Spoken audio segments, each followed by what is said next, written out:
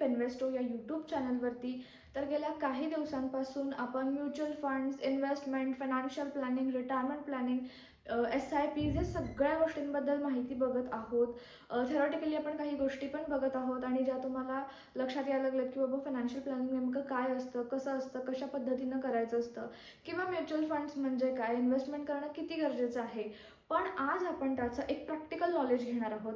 आज मी तुम्हाला एका कॅल्क्युलेटरमधून, रिटर्न कॅल्क्युलेटरमधून हे सांगणार आहे की उदाहरणार्थ तुम्ही एखादी रक्कम इन्व्हेस्ट करत असाल किंवा एखाद्या अमाऊंटपासून जर तुम्ही SIP चालू करत असाल फॉर पर मंथ, तर तुम्हाला एक 5 वर्षांमध्ये, 10 वर्षांमध्ये किती पर्सेंटेज रिटर्न्स भेटतील, कशा पद्धतीनं त्या गोष्टी आहेत ह्या कॅल्क्युलेट होतील. आणि जर तुम्ही आत्ता इन्व्हेस्टमेंटला चालू केलं तर एक 10 ते 20 वर्षांमध्ये तुमची इन्व्हेस्टमेंट किती होईल, मार्केटमध्ये कसे रिटर्न्स असतात, किती टक्के आपल्याला SIPमध्ये मिळतात, या सगळ्या गोष्टींची माहिती जी आहे ही आपण या व्हिडिओमध्ये घेणार आहोत.